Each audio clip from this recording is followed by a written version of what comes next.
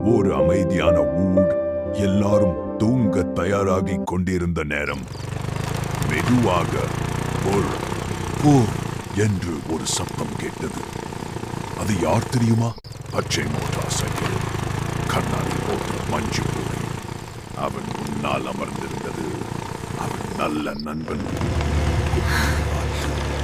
மஞ்சு.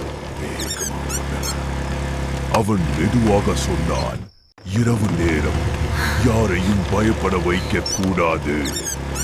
அப்போ சாலையின் ஓரத்தில் ஓர குட்டி பூனை குளிரில் நடுங்கியது. மஞ்சு உடனே மோட்டாரை நிறுத்தினார்.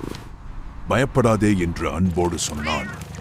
குட்டி வாத்து அவளுக்கு பக்கத்தில் நின்று சூடு கொடுத்தது. மஞ்சு அவளை மெதுவாக கையில் எடுத்தான். அவள் சிரித்தாள். அந்த இரவில் சந்திரனும் மகிழ்ந்தது. மஞ்சு அந்த குட்டியை பாதுகாப்பான வீட்டில் விட்டுவிட்டு மெதுவாக மீண்டும் பயணம் தொடங்கினான். அந்த இரவில் ஒரு முழுக்க அமைதி. எல்லா குழந்தைகளும் இனிமையாக்க தூங்கினார்கள். ஏனென்றால் பெரிய சக்தி வேகம் அல்ல, அன்பும் நல்ல மனம்தான். இப்போது கண்களை மூடிக்கோங்க.